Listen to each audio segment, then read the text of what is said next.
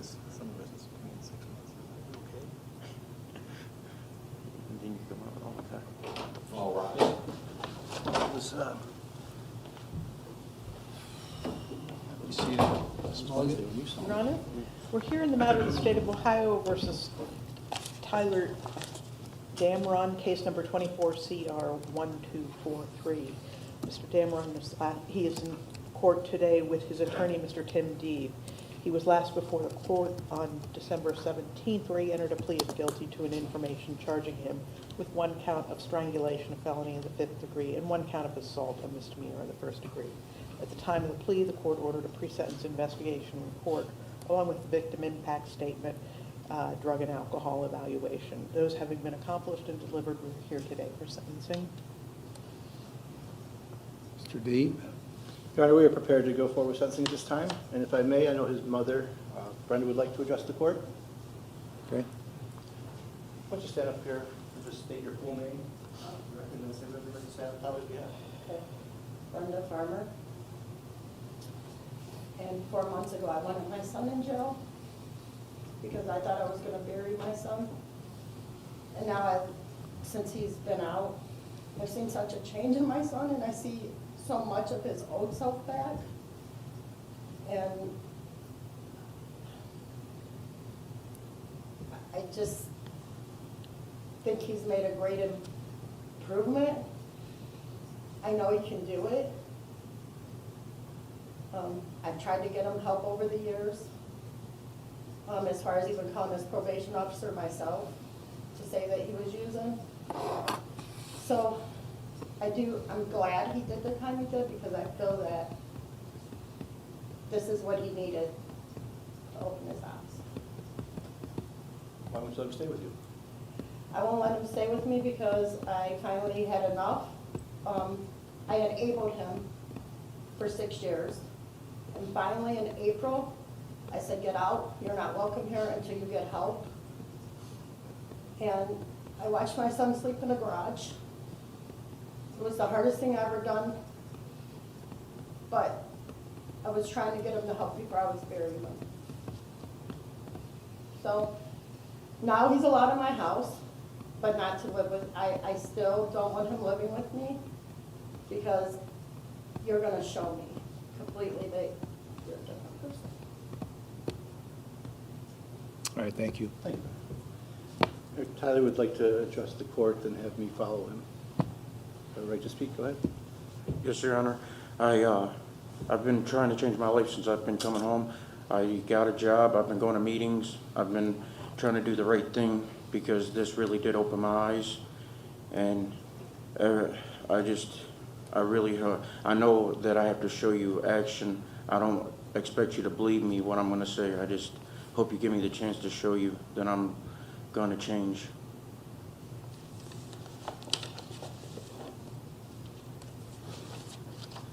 More nervous than you thought? Yes.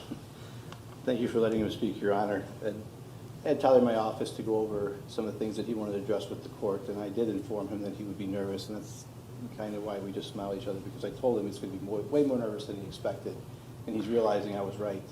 But some of the things we talked about were, before he would go out to try and meet women, he was trying to have more of a hedonistic lifestyle. That included going out to bars, using alcohol, using drugs, and that was his go-to, and he wasn't worried about maintaining a job so much. He needed money so he could fund his lifestyle, but he wasn't focused on moving himself forward and bettering himself. He was worried about having a good time. And when he met Haley, that was someone that she wasn't doing the same lifestyle, but she was drinking quite a bit, and that's one of the things that they like to do together, and they would go out and do that. And it's an immature relationship.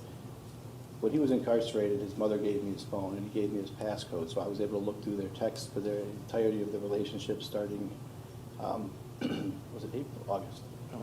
The very beginning of August, and it's immature. And I talked to him about that. You know, when he asks, you don't really like me, he's fishing for her to say that. But they go back and forth, and they were definitely in a relationship. I don't want to see anyone else. He's like me either. And they would see each other a lot, but his grandmother didn't like him and they had some issues. There was some money that he had used that he had to pay back to her that he didn't, and it took a while for him to do that. He was fixing her car and he was dragging his feet on doing that, and that was upsetting her.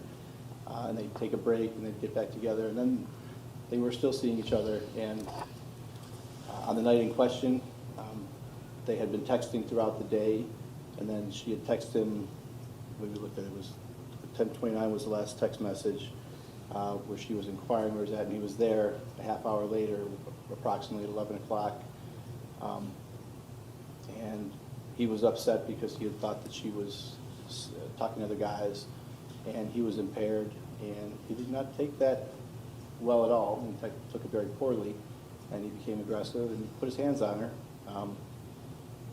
And he's very sorry about that. When I talked to him about that, I asked him why. He's got a daughter, and he said, I would never want someone to do that. He doesn't know why he would do it, but he's upset with himself for doing it. But the alcohol impaired his judgment, and he made a very poor decision to do that. And he regrets that. But since he's been in jail, not to belabor the facts in this one, we know what he did, but he hasn't been using drugs. He's been maintaining his sobriety. He wants his relationship with his family, especially his mother, to be much better. He wants to get a job that can be career-oriented. And when he came in to see me for the first time after being out, because he'd called me about, I would say about 10 times, but didn't leave a message, and I was wondering who this number was, so I finally said, who is this? And when he said it was Tyler, I was like, oh. So he came right into my office, told me he's been interviewing, and he applied at several temp agencies. And in fact, he was late for his appointment because he had to go to a second job interview, and he just was hired at $18 an hour at Still Industries, or Still Industries, for a full-time position. And his father is keeping firm tabs on him, to keep an eye on him, and he's able to make sure that he's accountable. Whereas the problem with mother and her enabling was that she wasn't able to keep an eye on him as closely as he needed to, and mom was, that was her boy, and she let him get away with things, and she's done with that, as she can tell you. But he has not been using drugs. He started to go to AA meetings at least 3 to 7 per week. His sponsor Mike's in the courtroom in the back. He came here to support him. In fact, one of the things when I was talking to Brenda and asked her if she was going to come today and whether she wanted to speak on his behalf, was she was saying that Tyler was stressed, so we called her. And that's one of the times he would normally just go out and have a drink or go to a bar or do something, but he called his mom, just for some support, and she was very supportive, and she said, why don't you call your sponsor? And he did. He goes, it was very simple. He felt much better after having someone to talk to, and he's got that system in place that's going to be very helpful to him. And he said there was no issues with that. And that's the way the system's supposed to work, and he's taking advantage of it. I don't think he's really ever had the motivation or desire to be clean, and I think he has that now. Yes, he's got a major case hanging over his head and significant time hanging over his head, but he's never been in jail for an extended period of time, and now he has been. And that really sent a message to him, because he hated jail. Every time I talked to him, he was excited to see me because he hates it there. And then he got the added benefit of going to Cuyahoga County for 20 days. And was it a murder or aggravated felony or aggravated assault? Was his roommate, who was fairly scary, and it's a different world inside there. And we talked about that's where he's going to end up if he doesn't follow rules. And Judge, what I'd like to see is he needs treatment, he needs that reinforced, he needs to stay in that program until he's earned that people will trust him when he says he's sober. Instead of just believing his words right now, I told him we're not going to believe his words, just his actions, and he's doing very well. I was surprised that when he got out, he did maintain his sobriety. He hasn't been using. So we'd asked this court to allow him to do treatment, an IOP or whatever. I had not asked for a decision point, but when the probation department had suggested that back in chambers, I think that would be something. So he thinks about the decisions he's about to make and how they'll affect him in the future. So he doesn't make rash, impulsive decisions. He thinks them through better. I think that would be helpful to him. I would like him to maintain his freedom and not be incarcerated so he can maintain his job. This is the first full-time job he's had where he is going to be able to support himself after he is able to pay back the debts. His mother paid his attorney's fees, and he has every intention of paying her back. And that was something that I don't hear from very many people. So he has a lot of work to do. And his father has allowed him to use a car. His license is not suspended. He's able to drive. So as long as he maintains his sobriety, they're going to assist him. But they're keeping close tabs on him. So we have 2 probation departments. So we asked for treatment. We extended probation, and to allow him to show this court that he is going to be a law-abiding citizen. Thank you, Your Honor. What is your case in Cuyahoga? It's aggravated, I think it was, I broke in and I kicked the door down. I was Where? in it was at one of my buddy's house. They had my stuff in the house and he wouldn't give it to me, so I don't really remember it, but I remember getting charged with kicking the door open. When was that? 4 years ago. So why did it just come up now? Because I was on probation and it kept getting continued and I kept on violating. It was set for diversion, and it was finally kicked out of diversion.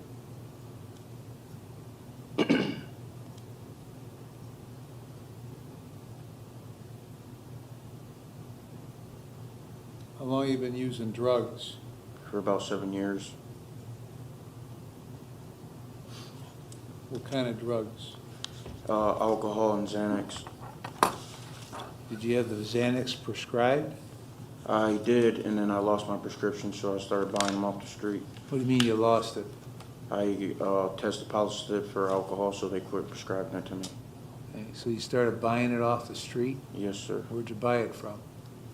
Just people. Who? A couple of my friends and things like that. Who? His name was Kenny. Kenny who? I don't know his last name. He's a friend of yours and you don't know his last name? He wasn't really a friend, he was an associate. You're the one that said he was a friend. I'm sorry. Okay. So how did you know to get a hold of your associate? I'd call him. You had his phone number Yes, under Kenny? yes. Who else? There was this girl, her name was Courtney Courtney who? Bowser. Bowser? Okay. You were in some rehab place that you got removed. Why? What place did the lake house? I don't know. I checked myself in there and I left on my own. I didn't get kicked out.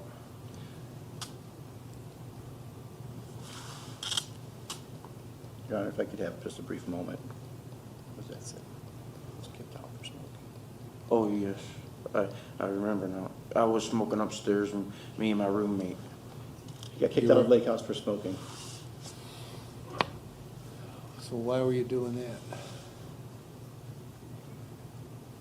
Why was I doing that? I just wanted a cigarette and he had one, so I was smoking. Why were you there? I was trying to get help, but I wasn't ready. I was doing it more for my family. What do you mean you weren't ready? I wasn't really ready to get sober at that time. Why? Because you were being so successful, getting high all the time?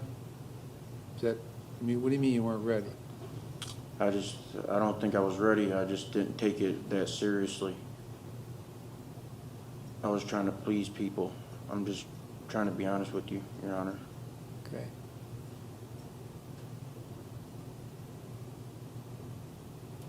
I mean, people say that all the time, they weren't ready. I imagine that means different things to different people. So, where'd you go to high school? Wycliffe High School. And once you got out 10 years ago, what have you been doing? I got in the local 860 Laborers Union. I was working on and off, and then I was using drugs and messing my life up. I was a good kid, and then I waited till I was 21, and I started drinking and using drugs. What union were you in? Local 860 Laborers. You're doing what kind of work? Setting up forms for concrete. Probably making pretty good money. Yes, sir.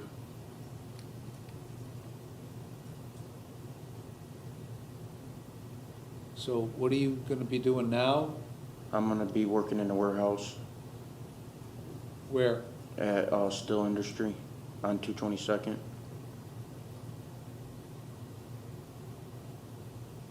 Your Honor, you would ask me where he's staying with his father's on 254th and Euclid. Okay.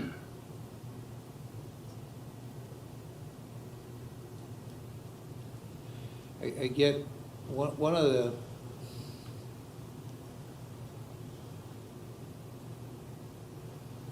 the type of cases I hate the most is this type of case. How tall are you? I think I'm 5'8", How much do you weigh? 179 pounds. And how tall is Haley? I don't know, I think she's like 5, maybe 5'4", 5'3". Okay. So I get very, I don't know, pick your description. Annoyed, aggravated, upset, enraged, when somebody beats on a woman. You understand that? Yes, Your Honor. Okay, there's not very many cases that enrage me more than that. And I don't give a shit if you thought you guys were a couple and she did something to piss you off, that she was talking to some other guy. I don't care. And this is high school shit with a beating on top of it.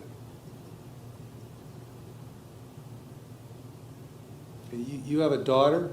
Yes, Your Honor. Okay. So how old's your daughter? She's 7. So, I don't know, let's jump forward 11 or 12 years. And your daughter has a boyfriend. And he lays a hand on her. By all rights, you should just walk away and not say a word about it, right? Because you Yes. did the same goddamn thing, didn't you? Yes. Okay. So, tell me what your reaction might be if that happened to your daughter. I'd probably hurt him. Right. Tell me what you would do if somebody did that to your mother. I'd hurt him. Okay.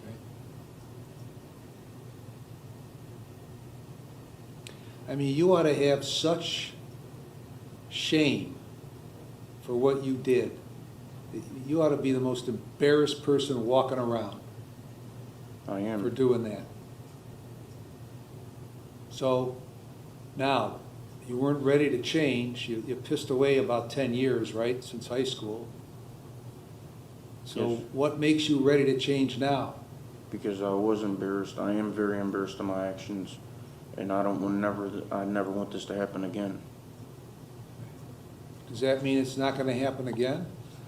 Yes, Your Honor, it's not going to happen again. Now, how do I know that a guy that's hooked on Xanax and alcohol is not going to let that happen again? Because you pretty much give the reason for this happening is that you were high, right? Yes, Your Honor, Okay, so what's to stop that from happening again? because I'm trying to change my life. What does that mean, you're trying to change your life? I'm going to stay sober. How? I'm going to AA. I'm trying to do the things that I have to stay sober. And Have what a else support besides system. going to AA? I'm trying to work. I'm trying to build my relationships back with my family. I'm just trying to be a better person all around. Does trying mean that you're going to be successful? Yes, Your Honor. Well, I no, it don't- doesn't, okay? I mean, I mean, there's different levels of trying, right? Yes, I mean, there's the half-ass way and then there's the entire way, right? yes. Okay. How long has this gentleman been your sponsor? He's been my sponsor since I went to jail. He came and seen me. Okay. And how much contact do you have with him? I normally talk to him every day or every other day.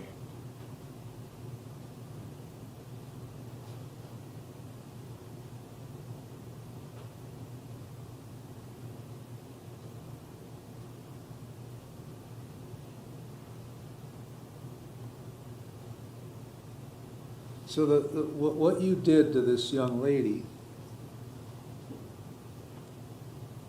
I suppose your claim is, had you not been high, you wouldn't have done it, right? Yes, Your Honor. Okay. Am I right or am I wrong? No, you're right, Your Honor. Okay. So you were completely out of control, right? Yes, Your Honor. Okay.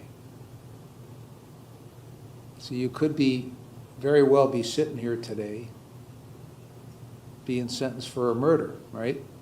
Yes, Now, if you don't change after that, then ain't nothing gonna change you. You haven't convinced your mother yet, right? No. You're on your way to convincing your mother.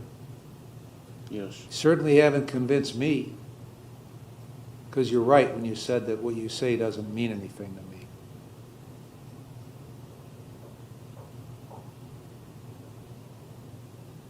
Ms. Mulligan? Your Honor, this is a felony offense of violence and not afforded the presumption of community control. However, given the defendant's limited criminal history, the state is not opposed to his receiving one chance at community control, provided he has no contact with her. When's the last time you had contact with her? When all this happened?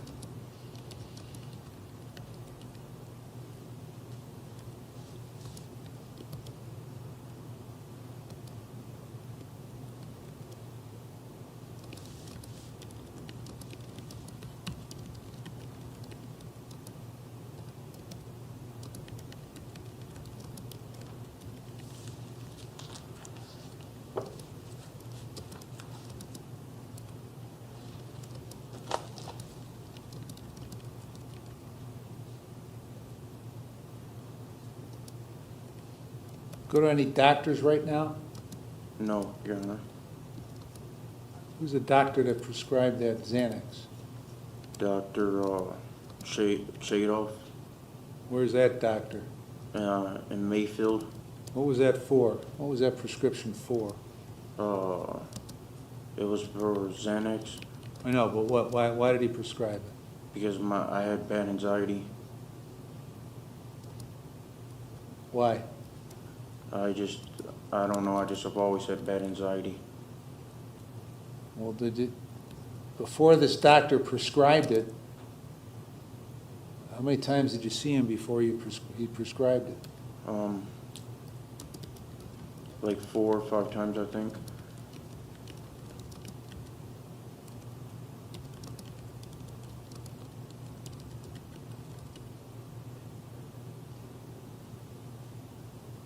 When's the last time you took it? Prescription, not the shit off the street. 3 years ago, When's the last time you took it altogether? when this all happened.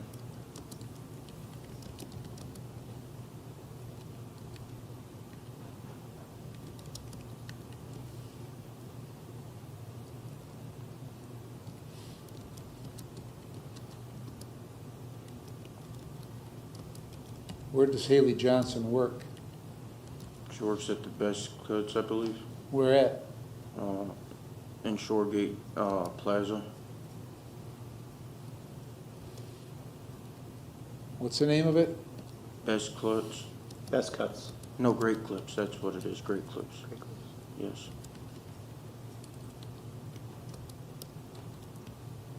Sorry, it just sounded funny. Ms. Mulligan said, before she gave her recommendation, that there was not a presumption in favor of community control in this case. Do you know what that means? No, Your Honor. Well, what that means is, when you get an F4, felony 4 or felony 5, assuming you hadn't been to prison before, in almost every case, I'm kind of constrained to put you on probation. Okay?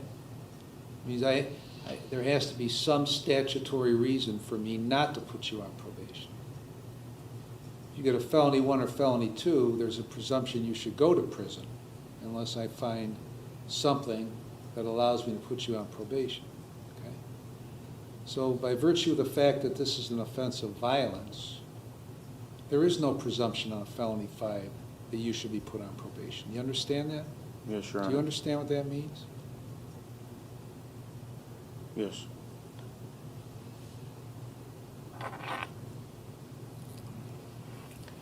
All right, I've reviewed the pre-sentence report, the psychological evaluation. I reviewed the victim impact statement, which was quite disturbing.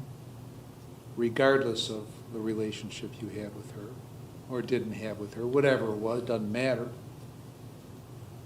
And I've considered all the factors in 29, 29, 11, 12, and 13. I've listened to you, listened to counsel, listened to your mother.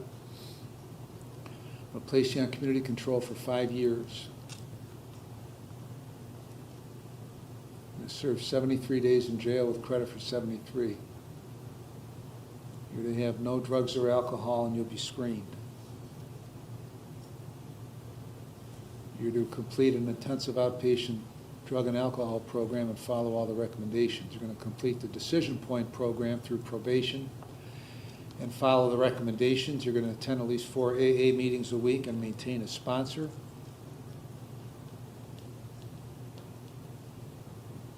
You're to see only one doctor and one dentist and one pharmacy for any prescription medication that you are prescribed.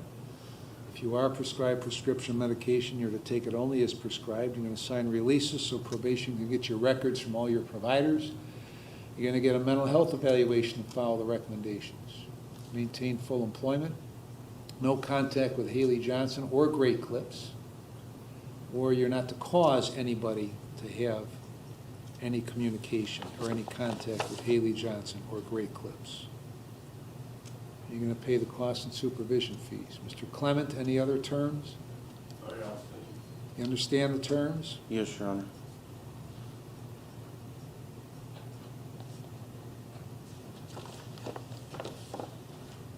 The 73 days in jail go only to the assault charge, not to the other charge. Count two? All the terms are concurrent on both charges. Any question about these terms?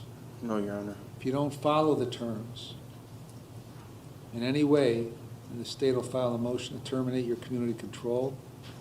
And if I find you violated, then you'll go to prison for 12 months. Do you understand that? Yes, Your Honor. Okay, now, you didn't like these 73 days over here? No, I did not. Why? It's just not, I just didn't like it. I don't know. It's Was not, it better or worse than Cuyahoga County's 20 days? It's better than Cuyahoga. Okay. Imagine, and I'll only tell you that prison is substantially worse than Cuyahoga jail. Now, if that doesn't motivate you, then there is no motivating you. And your mother's right. The next step is she'll find you dead somewhere.